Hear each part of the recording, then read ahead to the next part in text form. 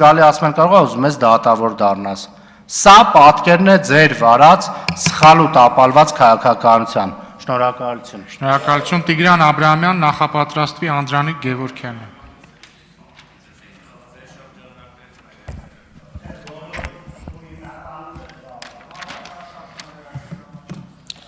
Հարգելի հայրենակիցներ, օգոստոսի 7-ին ժամը 16:00-ին, այսինքն 25 րոպեից, այն պահին, երբ ազգային ժողովում հնչելու են ելույթներ, եւ ես նաեւ այսօր այս ամբիոնից ելույթ եմ ունենում, մեր թիմակիցները գնացել են Վաղարշապատ քաղաք, Վաղարշապատ համայնք, ամենայն հայոց կաթողիկոսի դատին։ Բայց լսեք ուշադիր, էլի, ամենայն հայոց կաթողիկոսի դատին։ Եթե սրա մասին մի քանի տարի առաջ ինձ պատմեին, ես ուղղակի կասեի դա ցնդաբանություն է, բայց ցավոք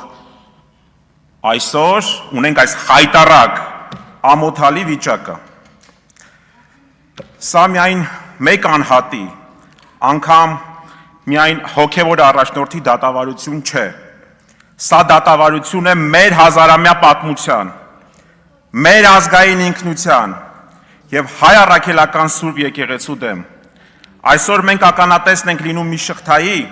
որը չի սկսվել երեկ եւ չի ավարտվելու այսօր, եթե մենք չգիտակցենք պահի լրջությունը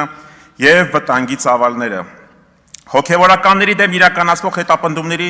ժամանակագրության մասին եթե խոսենք, ինչպես է ամեն ինչ եղել։ Ըստ իս,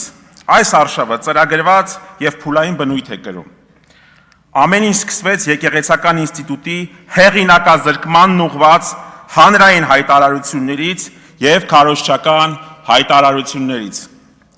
Առաջին փուլում հանրային վարկաբեկում եւ հոգեբանական ճնշում։ Վերջին տարիներին մենք տեսանք, թե ինչպես տարբեր գործիչների եւ համացանցային ալիքների միջոցով թիրախավորվեցին բարձրաստիճան հոգեվորականներ։ Սկսվեց աննախադեպ պատելության խոսքի արշավ եկեղեցու եւ վեհափառ հայրապետի դեմ։ Երկրորդ փուլ։ Ականատես եղանք դեպքերի, երբ խոչընդոտվում է հոգեվարականների մասնակցությունը տարբեր միջոցառումների։ Բոլորս տեսել ենք, թե ինչպես Սարդարապատում, երբ որ պետական պատվիրակության հետ Գարեգին երկրորդ ամենայն հայոց կաթողիկոսը գնացել էր մասնակցելու միջոցառման, առաջին հանրապետության միջոցառման։ Միաժամանակ է եկել անվտանգությունը, պարոն Հարությունյան, անվտանգությունը պետական պահպանության ամենայն հայոց կաթողիկոսին մայիսի 28-ի հուշակոթողի մոտ Սարդարապատում չի թույլատրել մտնել ներս։ Մենք հիշում ենք իհարկե ժամանակները, երբ որ դուք այս ամբիոնից կանգնած խոսում եք, որ վայ, թիկնապաները եւ այլն, ամենայն հարգանքով, բայց չէ՞ դե խոսում եք պատավատապետության մասին ժամանակին, մի խոսքով, կաթողիկոսին չէր կարելի նման ընդունելության, այսպես ասած, արժանացնել հաշվի առնելով, որ միջոցառման պատասխանատուն էլ ըստ էության եւ ամենայն հավանականությամբ դուք եք։ Երրորդ փուլ, քրեական հետապնդումներ եւ կալանավորումներ։ Հաջորդեցին թեմակալ առաջնորդների, քահանաների եւ եկեղեցամետ ակտիվիստների նկատմամբ հարուցված քրեական գործեր, հարցաքննություններ եւ կալանավորումներ։ Հոգեվորականներ մեղադրանքներ առաջադրվեցին քաղաքականացված հիմնավորումներով եւ քաղաքական հետապնդումներ էին այս ամեն ինչը, տարբեր հորինված պատրվակներով։ Գագաթնակետը այսօր է ամենայն հայոց կաթողիկոսի նկատմամբ հարուցված ապօրինի, ամոթալի, խայտառակ քրեական գործը։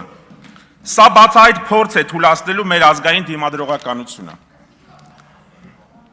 Չեմ ջարդում, մի անհանգստացեք։ Դե գույքի մասով առանձին կարող ենք քննարկում ունենալ։ Հաջորդիվ, բոլորս հիշում ենք 2025 թվականի հունիսի 17-ը, երբ ընդամենը 37 վայրկյան տևողության, նույնիսկ հարցազրույցի էլ չէ, մեկնաբանության համար լրագրողի հարցին Սամվել Կարապետյանը ասեց, որ մենք լինելու ենք մեր եկեղեցու կողքին, հայ առաքելական Սուրբ եկեղեցու կողքին եւ մեր ձևով մասնակցելու ենք եկեղեցու պաշտպանությանը։ Եվ դրանից ժամեր անց սկսվեց Սամվել Կարապետյանի դեմ քաղաքական հետապնդում։ Բոլորը շատ լավ հիշում ենք այն գրառումները, որոնք լույս տեսան Facebook սոցիալական ցանցերում։ Այս եկեղեցական հակարշավի շրջանակներում առանձնահատուկ ուզում եմ սրա մասին խոսել, Սամվել Կարապետյանի մասին։ Պարոն Կարապետյանը տարիներ ի վեր կանգնած է հայ առաքելական Սուրբ եկեղեցու կողքին, ֆինանսավորելով բազմաթիվ եկեղեցիների վերականգնումը ու կառուցումը, հոգևոր մշակութային ծրագրերը եւ Մայր Արքոր Սուրբ Էջմիածնու նախաձեռնությունները։ Երբ Սամվել Կարապետյանը բացահայտորեն հանդես եկավ եկեղեցու եւ հայրապետի պաշտպանությամբ, իշխանական ճնշումներից բացի նաեւ սկսեց իշխանությունը արշավը Սամվել Կարապետյանի ակտիվների նկատմամբ։ Հեծի մասով տեղի ունեցավ խլում, սեփականազրկում փաստացի։ Ձերբակալության մասով բոլորը շատ լավ կադրերը հիշում եք, համոզված եմ լայվով նայում եք, երբ չկարողացան առանց օրդերի մուտք գործել եւ ձերբակալել պարոն Կարապետյանին։ Հետո սկսեց անմիջապես մեդիա արշավ։ Եվ ձերբակալությանը անմիջապես հաջորդեց տեղեկատվական մեծ արշավ, պաշտոնական եւ մեր իշխանական աղբյուրներով փորձ արվեց արատավորել նրա բարի համբավը, տնտեսական ճնշումներ գործադրել նա հետ կապված նախագծերի վրա եւ հանրության աչքում թիրախավորել նրա բարի համբավը։ Այս ամենը ցույց է տալիս, որ թիրախում միայն կոնկրետ անհատներ չեն։ Թիրախում այն ամենն է, ինչ միավորում է մեր ժողովրդին,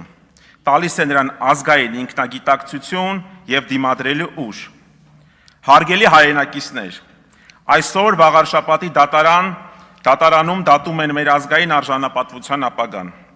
Մենք իրավունք չունենք լռելու, երբ ոտնահարվում են մեր սրբությունները եւ երբ անօրինական հետապնդումների են ենթարկվում եկեղեցին եւ նրա պաշտպանները։ Վճռականությունը, միասնականությունն ու արդարության համար պայքարն այսօր այլընտրանք չունի։ Վերջում, ճիշտն ասած, չէի ուզում այս առիթով անդրադառնալ, ուզում եմ անդրադառնալ 29800, 29743 թեմային։ Հարգելի հայրենակիցներ, բոլորս հիշում ենք 21 թվականը, երբ որ դուք փողոցում, տարբեր վայրերում բաժանում եք Հայաստանի Հանրապետության հպարտ քաղաքացու անձնագրերը։ Որ թվականին տարբերություն չկա, թող լինի 20, թող լինի 21, դե մի խոսքով։ Այդտեղ ես չտեսա գրված ոչ 29800, որը որ ընդ որում հենց պարոն Ղազինյանի կողմից մատնանշված press release-ում Prime Minister.am կայքում հրապարակված, համոզված եմ պարոն Հարությունյան շատ լավ ծանոթ եք դրան, այդ հրապարակվեց հայտարարությունը, քառակողմ հանդիպման հայտարարությունը, որտեղ որ նշված է 29800, իսկ այդ մնացած կիլոմետրերը ինչ եղան, էլի, այսինքն Մակրոնը այդ հայտարարության տակ ստորագրել է, Հայաստանը կամ ընդունել է, այսպես ասած, մյուս բանակցող կողմերը ստորագրել են, հիմա ստացվում է 29743։ Լավ, ինչ երաշխիքներ կան, որ վաղը այդ թիվը կրկին փոփոխության չի ենթարկվի։ Ուզում եմ նաև անդրադառնալ պարոն Բաբկեն Թունյանի ելույթին։ Ես իմ ելույթում, ընդ որում տեղից արձագանքեցի, ինչ համար ներողություն եմ խնդրում, նշեցի, որ այդ տվյալը, որ ես ասել եմ, որ Վրաստանում 2 անգամ պակասել է, դա աղքատության տվյալն է։ Այո, Վրաստանում եւս պետական պարտքը աճել է, սակայն աղքատությունը կրճատվել է 2 անգամ։ Հարց. Ինչպես է վրացիներին դա հաջողվել եւ ինչու դա չի հաջողվել Հայաստանի Հանրապետության կառավարությանը։ Եվ 4. Երբ որ խոսում եք մեթոդաբանություն է փոխվել։ Լավ, կլինի մյուս անգամ